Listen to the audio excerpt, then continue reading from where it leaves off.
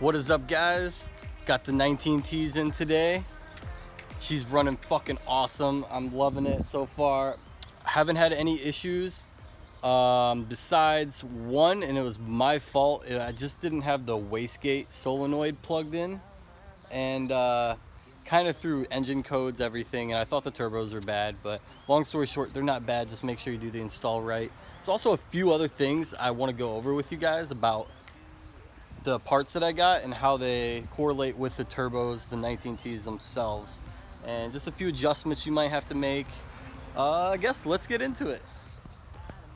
Right, guys, it's my E90 rear wheel drive 335i and 54, of course. Very clean, just gave her a wash. Picked her up last year, one owner. Clean Carfax, all maintenance at the BMW dealership. It's completely stock. I did everything, tints, everything. Beautiful, yeah. LOL at your V8, by the way, guys. JK, I like V8s too. I respect all car guys, by the way. That's just, that was just a recent impulse buy. It was like $6. Anyway, 19T's are fucking great. It's just a little overview of my car. You know, I haven't really showed it off. You guys haven't seen what the car looks like yet. M3 bumper in the works very soon. M3 rear bumper in the works also, and beautiful blue chrome wrap on this baby will be the end of this summer, in a few months probably. You know, just gotta get everything going first. We like to work under the hood. Anyway, let's see under the hood. All right, so a few things I want to point out to you guys. All right, right away, I guess we'll just get into the few problems that arose from, you know, the turbos. So first of all, you didn't see in my review video, but afterwards I wrapped the inlets, because they're very hot around this area. I wrapped the inlets with gold tape in the hottest areas, you know, down there also around the engine, and in the back I wrapped pretty much the whole thing where it comes in the rear of the motor. Those are the rear inlet, by the way, guys. Changing them to the big ass silicone VTT inlets, which I got now, that's a pain in the ass. Like, you just, yeah, my buddies did that for me, and yeah, they said it was a pain in the ass. And anyway, so I got a problem that I didn't have the wastegate solenoid plugged in right here after I had the turbos completely installed. Everything, new lines, new gaskets, everything, outlets also, which I'm gonna go over that outlet problem in a second. New outlet problem, changed all the gaskets, no leaks, no nothing. Still doesn't leak anything, still hasn't leaked anything. Cleaned up the oil from all the seals best I could. She's good, she's good. The outlets don't fit right, okay? With the VTT outlets, there's something wrong. Let's see if I can get it adjusted with the lighting here. Don't know what's up with this lighting. But the outlets back here, see how this hose is right there? They don't line up. It's not lined up. And I don't know why I can't get it to adjust right there, but see how it's angled? I have the hose. It needs to be a little longer, and the outlets just don't line up with the 19T's exactly, but it works. We made it work. It works, all right? So no problem there.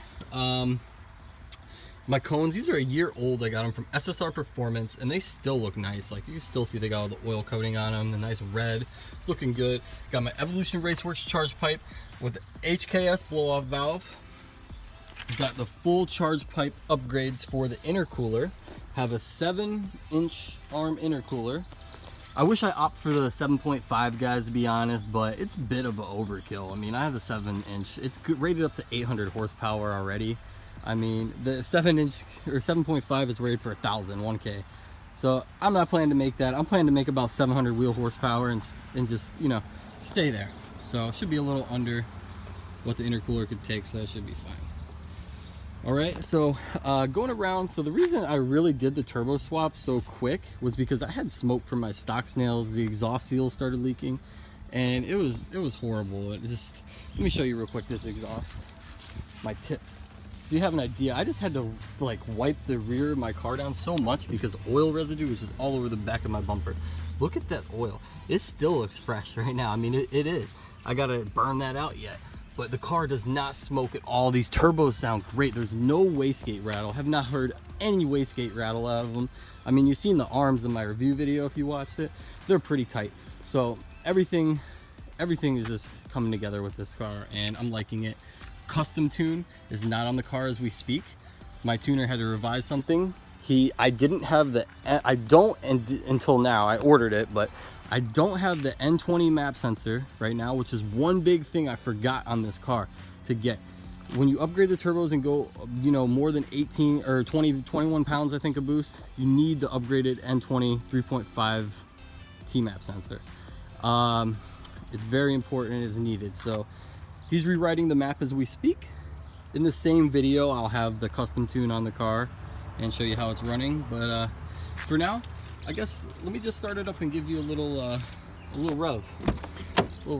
This is MHD OTS E30 tune right now. I am about to run an E40 mix tune, and I actually have E40 in the car right now, ready for the tune on my MHD. This sounds great. All right, let's get I'll get a little closer so you can hear.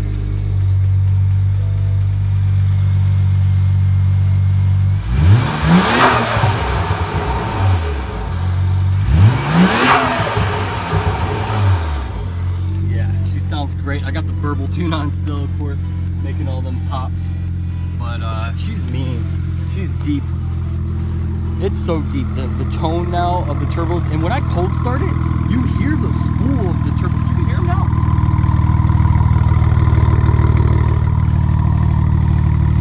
Hear that? You can hear them winding down now. It's crazy. My car is also straight piped, guys. I got the 3-inch down pipes right to straight pipes. I have 2 vibrant resonators in place of the secondary cats, and just the 4-inch tips with the muffler delete. Awesome. Yeah, boy, she's straight piped back. And deleted the little Y pipe section also. So each turbo has its own exhaust, like bank 1 and bank 2. Left is bank 1, right's bank 2. They literally have their own exhaust. It doesn't even meet in the middle anymore. I like it. I like how it sounds. Let's do a little review on the spool. I'm still in the break-in period, guys. 100 miles. Maybe I'll do that. Maybe I'll put it on today. I'm not sure, but still in the break-in period. So I'm very excited, guys. The car feels way better. Like, it literally just drives better. Oh yeah, also forgot, it's walnut blasted. I got the car walnut blasted also at the same time that the turbos got installed. Also walnut blasted, very important, especially if your turbos are smoking. So, all right, I'm gonna be in my neighborhood right now. Well, this is my dad's house I'm at the moment, but I got XHP stage 3 on my car already. Engine light's only on because the rear O2s are unplugged. And so yeah, let's get a nice little spool. Let's see how she spools up, huh?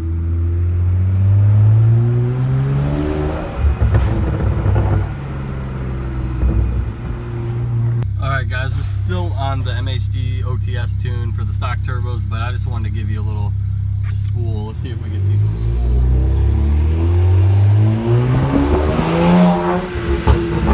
Oh my god, they sound amazing. Holy shit. Not even building boost really yet. That is crazy.